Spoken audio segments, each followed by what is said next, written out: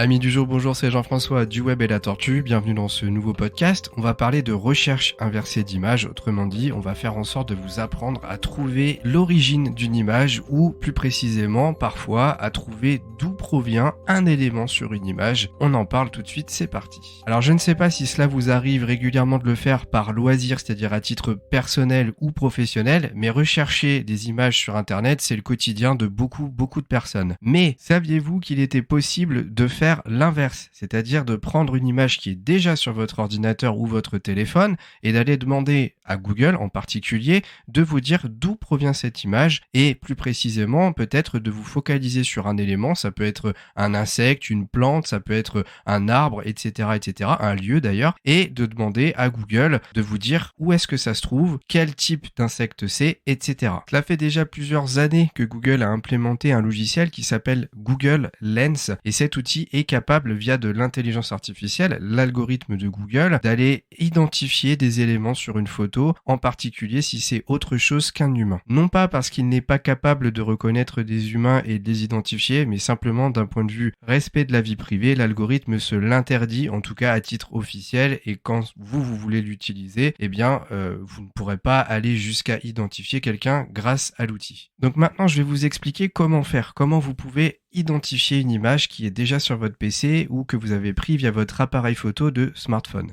Pour vous expliquer ça, je vais vous raconter rapidement une histoire, quelque chose qui m'est arrivé il y a plusieurs mois. Je sortais de chez moi, on venait de faire le ravalement de façade de ma maison, ce qui fait que ça a attiré de nouveaux insectes de manière générale. Et en sortant, j'ai vu une araignée, mais une araignée bien particulière puisque je n'en avais jamais vu des comme ça. Elle était rayée un peu à la manière d'une guêpe pour vous donner une image. De là, qu'est-ce que je fais ? Je la prends en photo sur mon smartphone du coup. Et ce que j'ai fait quelques jours après, quand j'ai eu le temps de le faire, c'est que j'ai mis la photo sur mon ordinateur. Et grâce à un outil qui s'appelle Google Lens dont je vous ai parlé juste avant, eh bien j'ai scanné la photo et eh bien Google m'a expliqué ce que c'était comme type d'araignée parce que je ne connaissais pas du tout cette araignée. D'ailleurs, je me suis même posé la question de est-ce que c'est une araignée. Alors ça en était bien une pour info. J'ai eu toutes les infos grâce à un lien qui a été fait via Wikipédia parce qu'en fait, eh bien simplement l'algorithme de Google a été détecté un petit peu l'information qui pour lui était la plus adaptée à ce que je recherchais via la photo et du coup il a compris qu'il fallait qu'il me donne des informations et le meilleur moyen souvent d'avoir des infos, même si parfois elles sont un petit peu mauvaises, eh bien c'est d'aller sur Wikipédia. Alors comment j'ai fait ? Vous allez voir, c'est assez simple, mais comme c'est un outil Google, je vais vous conseiller d'utiliser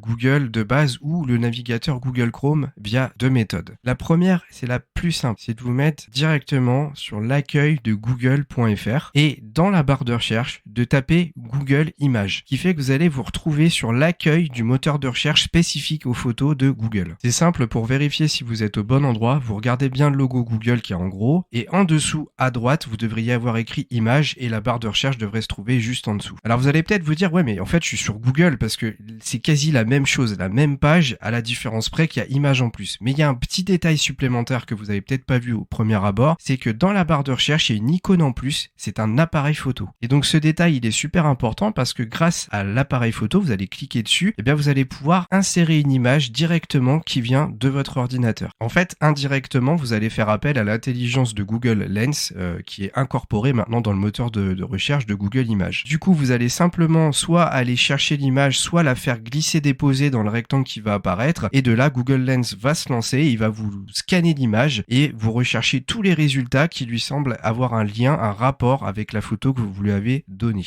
Alors vous verrez, c'est assez impressionnant parce qu'imaginons que vous ayez pris une photo avec plusieurs éléments dessus, et bien l'intelligence artificielle de Google va vous entourer ou vous mettre des carrés sur tous les objets qui l'ont interpellé.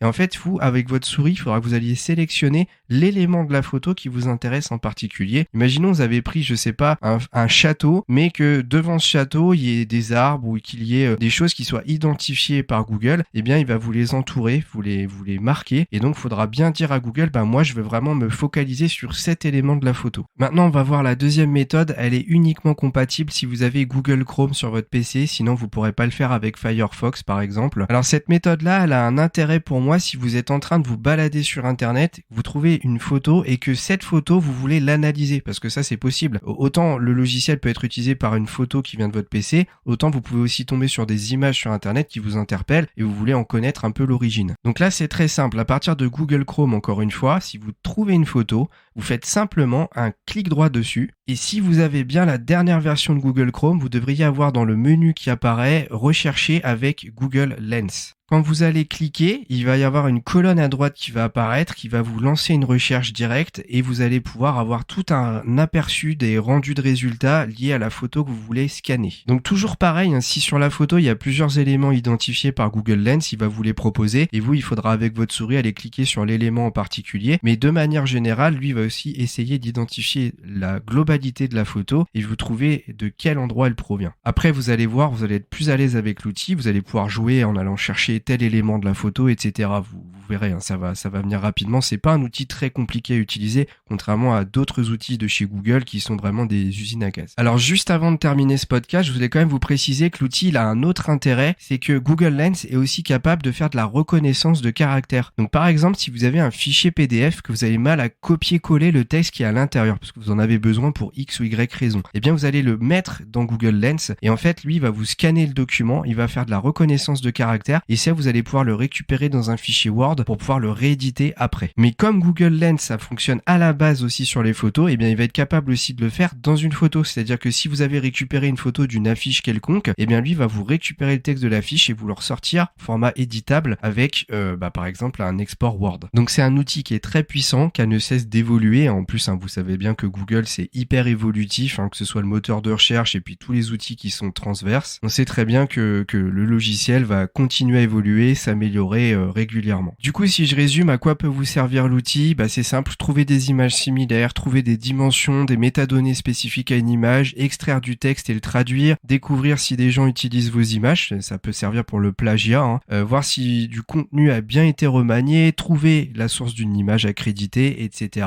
Je vous ai donné d'autres exemples durant ce podcast. Voilà, le podcast touche à sa fin, j'espère qu'il vous a plu, merci de votre écoute, j'espère également que vous ne connaissiez pas l'outil, du coup que je vous l'ai fait découvrir, ça me ferait plaisir. Comme d'habitude, n'oubliez pas de venir commenter ce podcast sur YouTube puisque sa copie est dessus et à mettre 5 étoiles si c'est possible parce que ça aide notre chaîne à se développer. Et moi, je vous dis à très vite pour un nouveau podcast du Web et la Tortue.